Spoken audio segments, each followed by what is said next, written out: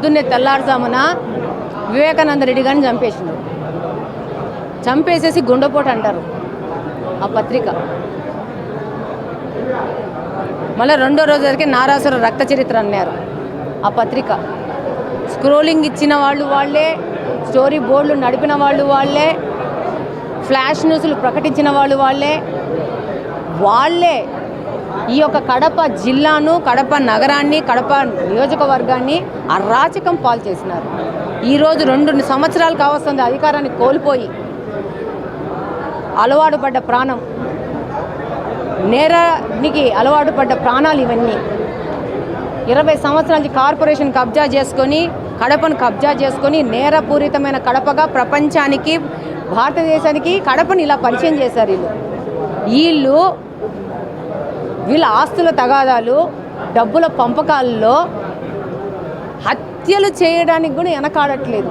ఆ రోజు ప్రభుత్వంలో ఉన్నప్పుడు శ్రీనివాసరెడ్డిని ఇదే ఆర్ఎస్ఆర్ స్క్వేర్ ముందు అతి కిరాతకంగా 8 గంటలకి చంపేశారు నడిబొడ్డున. అది కూడా ఆస్తుల పంపకాల వివాదము, డబ్బుల పంపకాల వివాదమే. వీళ్ళు ఆ రోజు ఏం చేసినారు? రఫా దఫా చేసినారు. ఈరోజు ఏం చేసినారు? ఒక పక్కా ప్లాన్ ప్రకారము గొడవలు సృష్టించి దాడి చేసి, దాడికి గురైన వ్యక్తి రిమ్స్కి వెళ్తే అక్కడికి కూడా వెంటబడి ఆ వ్యక్తిని చంపజేసి ఫస్ట్ ఎవరు ప్రకటించింది?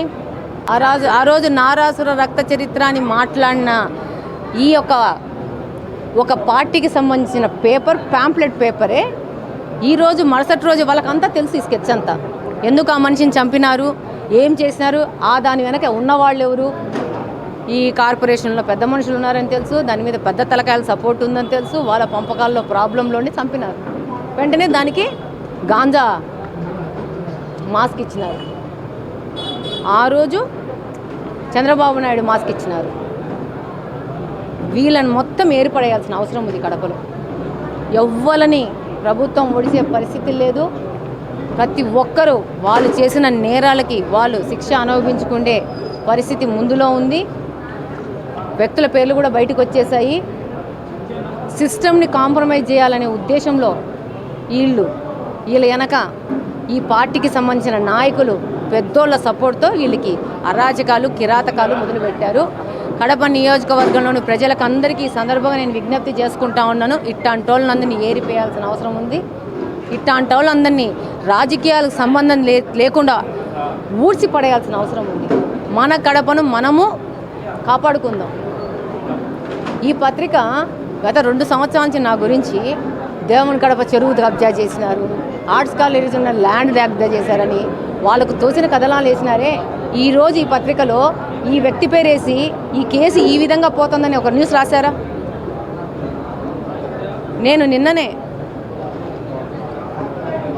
ప్రణబ్ రాయ, ఒక పెద్ద జర్నలిస్ట్, ఫేమస్ జర్నలిస్ట్, ఆయన స్టోరీ చూశాను నిన్ననే.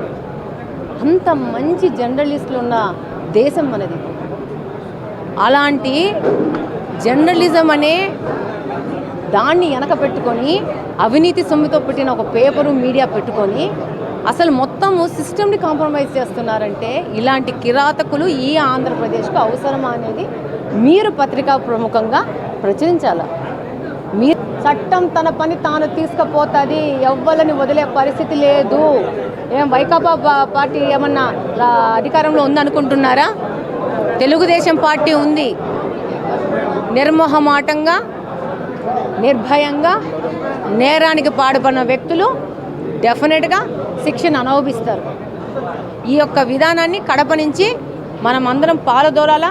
ప్రతి ఒక్క సామాన్యుడు గుండె మీద చేయబెట్టుకొని నిర్భయంగా పండుకునే పరిస్థితిని కడపలో తీసుకురావాల్సిన అవసరం ఉంది.